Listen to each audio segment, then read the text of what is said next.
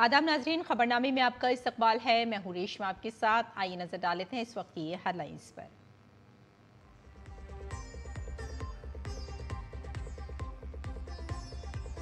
Namibia में parliament के मुश्तरका इजलास में वजीर आजम नरेंद्र मोदी का खिताब। कहा, ग्लोबल साउथ अपनी ताकत और अपनी शराइत पर करेगा तरक्की। वजीर आजम 5 ममालिक के कामयाब दौरे के बाद वतन वापस लौटे।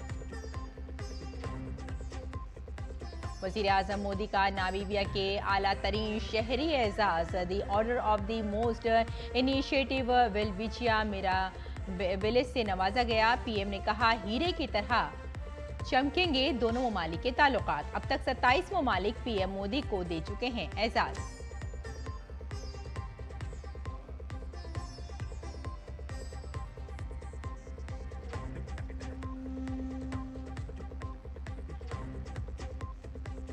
वजीर दाखिला अमित शाह की सदारत में आज रांची में मशरक़ी जोनल कौंसिल की मीटिंग। रियासतों की तरफ से तजवीज़ करदा उमूर पर झारखंड, बिहार, मगरबी बंगाल और उड़ीसा के नुमाइंदों के साथ किया जाएगा तबादला ख्याल।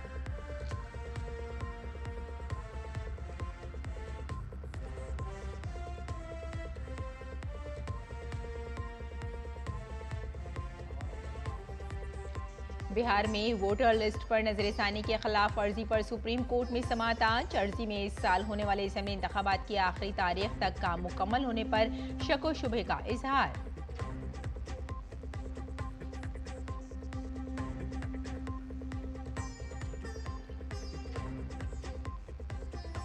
भारत और इंग्लैंड के दरमियान तीसरा टेस्ट आज से। तारीख लॉर्ड्स ग्राउंड में होगा मुकाबला। बुमराह करेंगे वापसी। फिलहाल सीरीज 1-1 से है बराबर।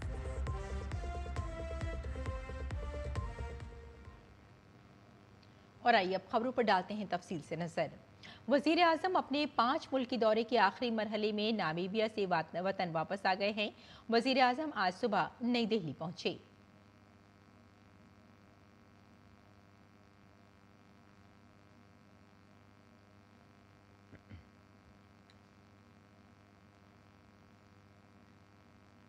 वज़ीर आज़म नरेंद्र मोदी ने नामीबिया की पार्लियामेंट के मुश्तरका इजलास से खिताब किया। वो पार्लियामेंट से खिताब करने वाले पहले भारतीय वज़ीर आज़म भी हैं। इससे कबल अटल बिहारी वाजपेयी नामीबिया गए थे, लेकिन उन्होंने पार्लियामेंट से खिताब नहीं किया था। पार्लियामेंट से खिताब के दौरान वज़ीर आज़म ने कहा कि भारत और नामीबिया दोनों जमहूरियत के उसूलों के साथ रहते हैं। ये भारतीय जमहूरियत की ताकत है कि वो मुसलसल तीसरी बार वज़ीर आज़म बने हैं। उन्होंने कहा कि ग्लोबल साउथ की तरक्की की कदर उसकी अपनी शराइत पर होगी। आज़ादी इंसानियत के लिए खुशहाली तरक्की का बाइस बनेगी। 20वीं सदी में भारत की आज़ादी ने दुनिया को मुतासिर किया, जबकि 21वीं सदी में भारत की तरक्की दुनिया को मुतासिर करेगी। वज़ीर आज़म नरेंद्र मोदी को दो तरफ़ा ताल्लुकात को मजबूत बनाने में उनके ताउन के लिए नामीबिया के आला तरीन शहरी एजाज़ the order of the most ancient Welwitschia mirabilis से नवाजा गया है। वज़ीर आज़म ने कहा कि भारत और नामीबिया की दोस्ती बहुत पुरानी है और मुस्तक़बिल में दोनों ममालिक के दरमियान शराकतदारी मज़ीद बढ़ेगी। वज़ीर आज़म ने कहा कि नामीबिया दुनिया के सबसे बड़े हीरे पैदा करने वाले ममालिक में से एक है और भारत में हीरो की पॉलिश करने की सबसे बड़ी सनत है। वज़ीर आज़म ने उम्मीद जाहिर की कि आने वाले वक्त में दोनों ममालिक के दरमियान शराकतदारी भी हीरो की तरह चमकेगी। और भारत और नामीबिया के दरमियान वफ़द सतह की बातचीत में तिजारत, सरमायाकारी, मादनी वसाइल और दिफाई ताउन जैसे कई अहम मसाइल पर तबादला ख्याल किया गया और डिजिटल, तालीम और हाइड्रोकार्बन जैसे शोबों पर तबादला ख्याल किया गया। दोनों ममालिक के दरमियान सिविल, न्यूक्लियर और पेट्रोलियम के शोबे में ताउन पर भी बातचीत हुई। दोनों ममालिक ने तिजारत और सरमायाकारी को फ़रोग़ देने पर भी इत्तफ़ाक़ किया। भारत और नामीबिया के दरमियान कुल 4 मुफाहमतनामों पर दस्तखत हुए। इनमें disaster resilient infrastructure framework, global biofuel framework, entrepreneurship centre का क़याम, नीज सेहत और अद्वियात के शोबों में शामिल हैं। भारत की तिजारत 600 मिलियन है और भारतीय सरमायाकारी 800 मिलियन है। अगली खबर को रुख करते हैं। मरकजी वजीर दाखिला अमित शाह आज झारखंड की राजधानी रांची में मशरकी जोनल काउंसिल की 27वीं मीटिंग की सदारत करेंगे। मीटिंग का मकसद रियासतों के दरमियान ताउन को बढ़ाना और मरकज के साथ बेहतर तालमेल कायम करना है। 4 मशरकी रियासतों झारखंड, बिहार, उड़ीसा और मगरबी बंगाल के तकरीबन 70 नुमाइंदे मीटिंग में शिरकत करेंगे। मीटिंग में शिरकत करने वाले नुमाइंदों की रांची में आमद शुरू हो गई है। झारखंड के वजीर आला हेमंत सोरेन की मीटिंग में शिरकत मुतवक्के है। मीटिंग के पेश नज़र रांची में हिफाजती इंतजाम सख्त हैं। जलसे की तमाम तैयारियां मुकम्मल कर ली गई हैं। वजीर दाखिला अमित शाह मीटिंग में शिरकत के लिए कल रात रांची पहुंचे।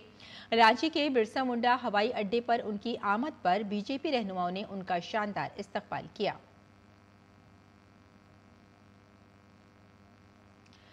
और सुप्रीम कोर्ट बिहार में वोटर लिस्ट नजरसानी SIR से मुताल्लिक इलेक्शन कमीशन के फैसले के खिलाफ दायर दरख्वास्तों पर आज समाअत करेगी।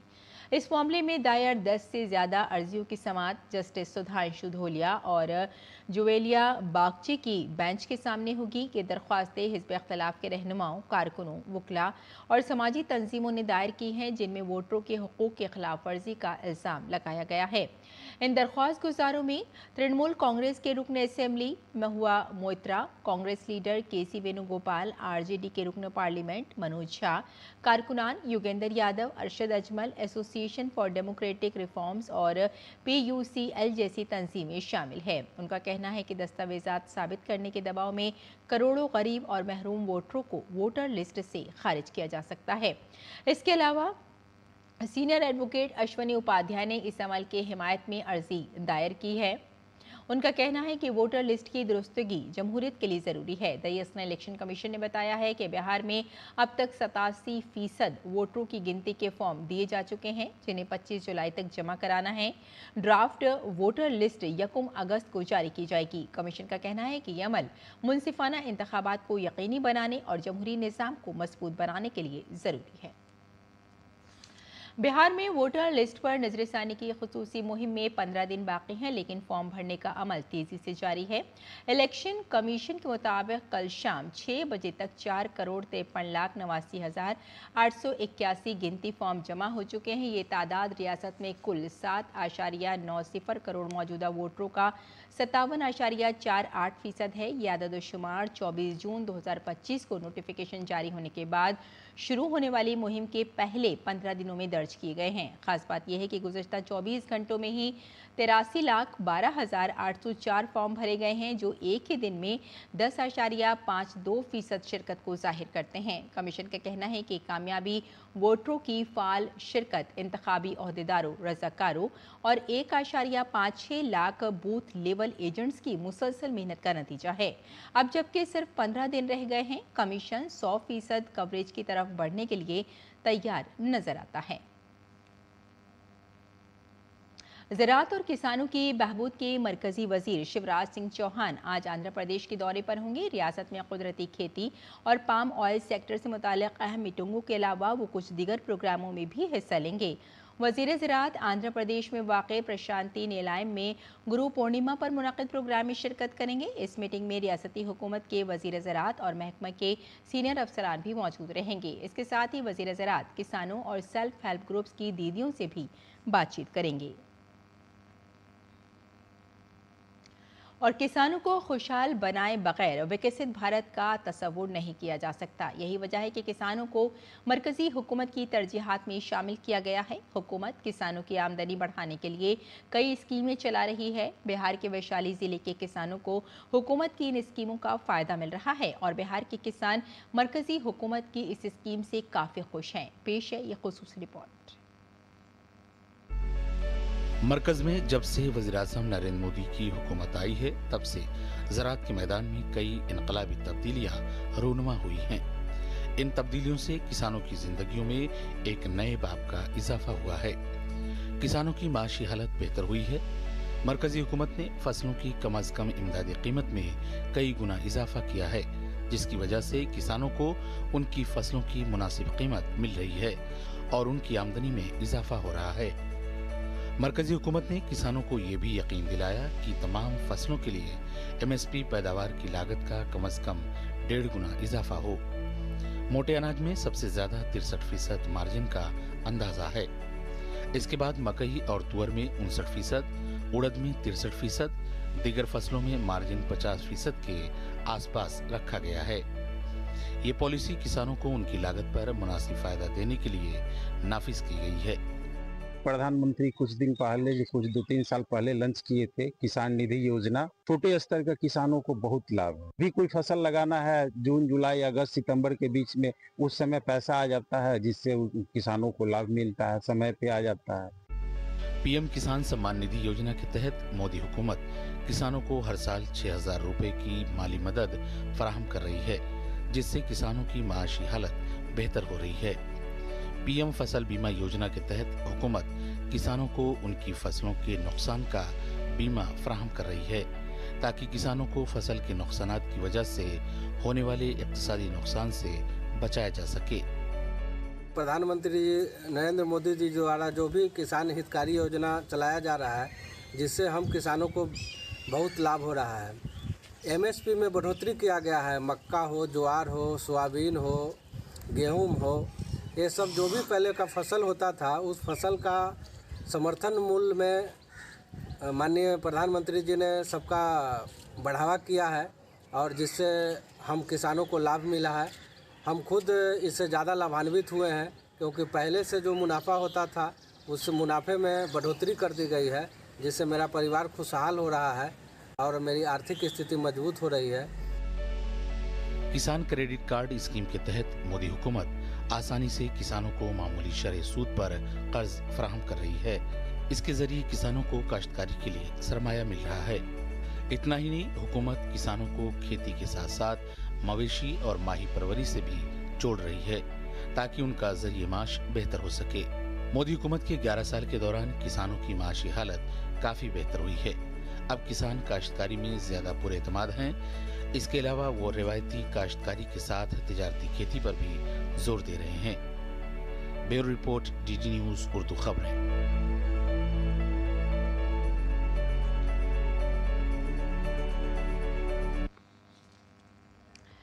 और आपको बता दें कि कल दोपहर से दिल्ली एनसीआर समेत शुमाली भारत के कई इलाकों में शुरू होने वाली बारिश आज भी जारी रहने की उम्मीद है। महकमा मौसमियात ने आज भी शुमाली भारत की कई रियासतों में गरज चमक और तेज बारिश की वार्निंग जारी की है। महकमा मौसमियात ने आज दिल्ली एनसीआर के लिए ऑरेंज अलर्ट जारी किया है और कल कौमी राजधानी में गरज चमक के साथ हुई तेज बारिश ने गर्मी और उमस से लोगों को राहत दिलाई। शदीद बारिश के बाइस दर्जा हरारत में भी कमी आई, ताहम मूसलाधार बारिश के बाइस सड़कों पर पानी जमा हो गया, जिसके बाइस रात गए तक कई मकामात पर ट्रैफिक जाम रहा।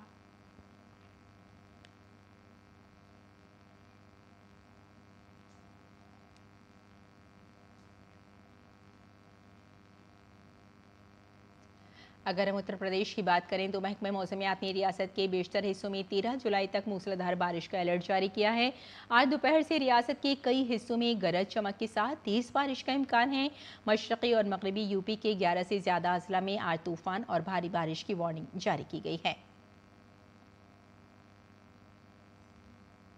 अगर हम उत्तराखंड की बात करें तो दारुल हुकूमत देहरादून समेत 4 अजला में आज येलो अलर्ट जारी किया गया है। रियासत के बेशतर हिस्सों में स्कूल और कॉलेज बंद हैं। शदीद बारिश के बाइस कई मकामात पर लैंडस्लाइडिंग का खदशा है। महकमा मौसमियात ने मध्य प्रदेश, छत्तीसगढ़ और विदर्भ में अगले 3 दिनों तक मूसलाधार बारिश का ऑरेंज अलर्ट जारी किया है। आसाम, मेघालय, नागालैंड, मणिपुर, मिजोरम और त्रिपुरा में आज मूसलाधार बारिश का इम्कान है।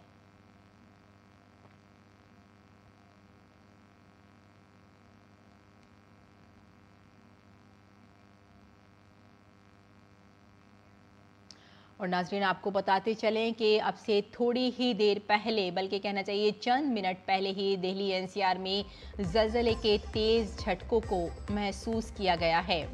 चंद लम्हे पहले ही दिल्ली एनसीआर में ज़लज़ले के तेज़ झटकों को महसूस किया गया है। अभी पूरी तरह से पूरी जो जानकारी है वो नहीं पहुंच पाई है, लेकिन आपको बताते चलें कि ज़लज़ले के झटकों को काफ़ी महसूस किया गया है दिल्ली और एनसीआर में। और हम आपको बता रहे हैं कि ज़लज़ले के जो तेज़ झटके महसूस किए गए हैं उसे बहुत करीब से लोगों ने महसूस किया है और ये जो झटके हैं दिल्ली और एनसीआर में महसूस किए गए हैं। और अब से थोड़ी ही देर पहले इन झटकों का एहसास किया गया था, जो ज़लज़ले के ये झटके थे। और हम जो स्टूडियो में बैठे हैं आपके साथ, हम यहाँ बैठकर भी बता सकते हैं, हमने खुद भी ज़लज़लों का जो झटका था उसे महसूस किया था। यहाँ टेबल भी हिल रही थी और हम आपसे रूबरू थे। और ये जो एक बड़ी खबर इस वक्त की आ रही है, दिल्ली एनसीआर में ज़लज़ले के झटकों को महसूस किया गया है और चंद मिनट पहले ही इन झटकों का एहसास किया गया था दिल्ली और एनसीआर की ये खबर है। और अभी पूरी तरह से जानकारी हासिल नहीं हो पाई है, हम आपको इसका अपडेट ज़रूर देंगे। फ़िलहाल आगे बढ़ते हैं। दिल्ली एनसीआर में शदीद बारिश का असर अब हवाई ट्रैफिक पर भी नज़र आ रहा है। दरियासना इंदिरा गांधी बैनुल-अक़वामी हवाई अड्डे ने मुसाफिरों के लिए गाइडलाइन जारी की है। हवाई अड्डे के इंतज़ामिया ने मुसाफिरों से जल्द रवाना होने और ट्रैफिक जाम या पानी भरने से बचने के लिए दिल्ली मेट्रो या ट्रांसपोर्ट के दीगर मुतबादिल ज़राए इस्तेमाल करने की अपील की है। इंतज़ामिया ने यह भी कहा कि मौसम की खराबी की वजह से परवाज़ों में ताख़ीर मुमकिन है, इसलिए मुसाफिर अपने एयरलाइन से अपडेट हासिल करते रहें। और भारतीय सकाफत या सनातन रिवायत में गुरु का मुकाम मुनफरिद है। गुरु इल्म की छड़ी है और जहालत के अंधेरे को दूर करता है और अनपढ़ शागिर्दों के लिए इल्म की आंखें खोल देता है। कदीम ज़माने से तमाम शागिर्द रिवायती तौर पर अपने गुरु के एहतराम की पैरवी करते रहे हैं। इस रिवायत की पैरवी करते हुए आज भी शागिर्द गुरु के लिए अपना एहतराम ज़ाहिर करते हैं। ख़ास तौर पर आषाढ़ के महीने के पूरे चांद के दिन को व्यास पूर्णिमा भी कहा जाता है। गुरु पूर्णिमा के मौके पर अकीदतमंद बड़ी तादाद में दिल्ली के बिरला मंदिर और आद्या कात्यायनी शक्ति पीठ पहुंचे। इसके अलावा गुरु पूर्णिमा के मौके पर अकीदतमंदों ने अयोध्या में सरयू नदी में अकीदत की डुबकी लगाई। उत्तर प्रदेश के वज़ीर आला योगी आदित्यनाथ ने गुरु पूर्णिमा के मुबारक मौके पर गुरुजनों को खराज अक़ीदत पेश किया है। वज़ीर आला योगी ने इंस्टाग्राम पर लिखा, ये सिर्फ गुरु की मेहरबानी से है कि शागिर्द जहालत से खुदशनासी, अंधेरे से रोशनी की तरफ तरक्की करता है। शागिर्द की शख्सियत को तरबियत, खिदमत और सच्चाई के जज्बे से ढालते हैं और उसे ज़िंदगी के आला तरीन नज़रियात से जोड़ने वाले गुरुजनों को गुरु पूर्णिमा के मौके पर सलाम। और नाज़रीन, आइए अब नजर डाल लेते हैं दिल्ली से शाये को छूट दो अखबारात पर।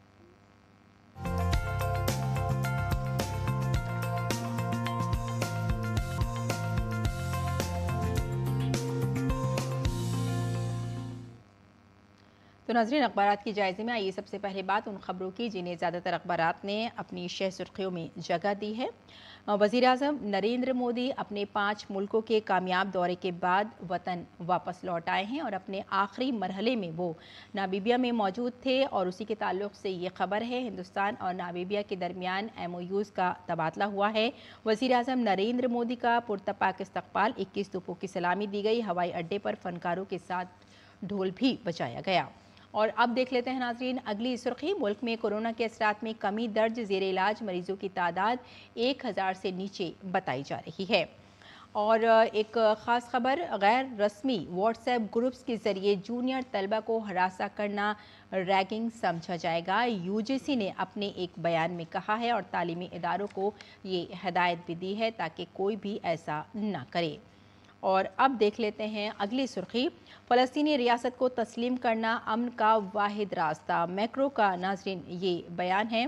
फ्रांसीसी सदर और गज़ा में जंगबंदी तजवीज़ नाकाम हुई तो इसराइल के ख़िलाफ़ मज़ीद कार्रवाई करेंगे, ये कहना है बरतानिया का।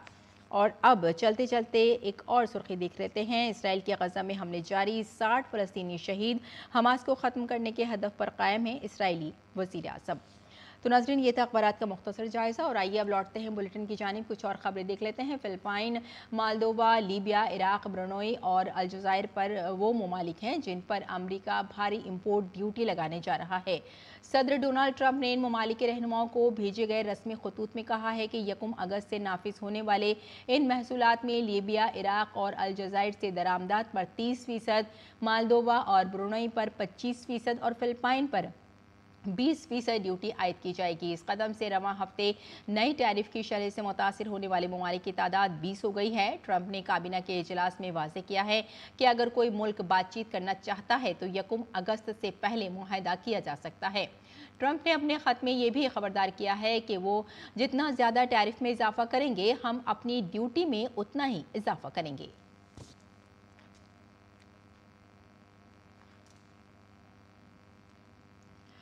और जनूबी कोरिया के सियोल सेंट्रल डिस्ट्रिक्ट कोर्ट ने मुल्क के साबिक सदर यौन सेक्यूल की दोबारा गिरफ्तारी को मंजूरी दे दी है। ये गिरफ्तारी दिसंबर में उनके कलील मुद्दती मार्शल लॉ के निफाज से मुतालिक संगीन इल्जाम के तहत की गई है।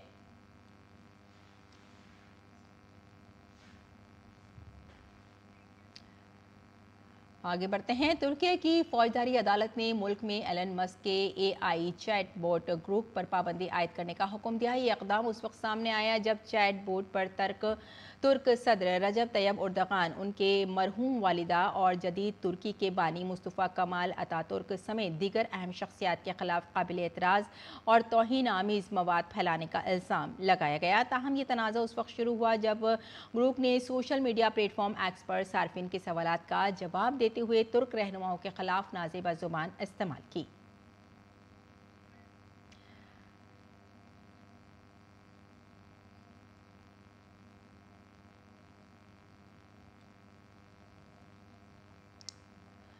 और अमरीकी कारोबारी शख्सियत एलन मस्क की ज़ेर क़यादत सोशल मीडिया प्लेटफॉर्म एक्स की CEO लिंडा जेसेरेनो ने इस्तीफ़ा दे दिया है। और उन्होंने एक्स पर एक पोस्ट में ऐलान किया कि एक्स की CEO के तौर पर 2 शानदार साल गुजारने के बाद उन्होंने इस्तीफ़ा देने का फ़ैसला किया है। और जब मैं और एलन मस्क ने पहली बार एक्सले के लिए इनके ख्वाब के बारे में बात की तो मुझे मालूम था कि इस कंपनी के गैर मामूली मिशन को पूरा करने का यह मेरे लिए ज़िंदगी भर का सुनहरा मौका होगा। लिंडा ने कहा कि वो मस्क की बहुत शुक्रगुजार हैं क्योंकि उन्होंने उन्हें कंपनी को तब्दील करने और एक्स को एक सब कुछ ऐप में तब्दील करने की जिम्मेदारी सौंपी है।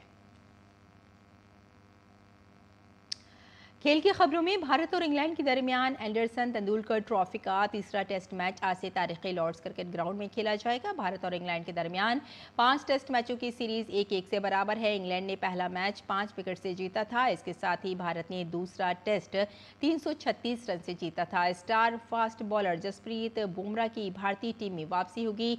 फास्ट बॉलर जोफर आर्चर ने 4 साल के बाद टेस्ट टीम में वापसी की। जोफरा तीसरा टेस्ट मैच खेलेंगे। उन्होंने फरवरी 2021 में इंग्लैंड के लिए आखिरी टेस्ट खेला। भारत ने लॉर्ड्स में 19 टेस्ट खेले, जिनमें से 3 मैच जीते, 12 हारे और 4 मैच ड्रॉ हुए। दोनों टीमों की नजरें लॉर्ड्स में जीत के साथ सीरीज में सबकत हासिल करने पर होंगी। और अब मौसम का मिजाज।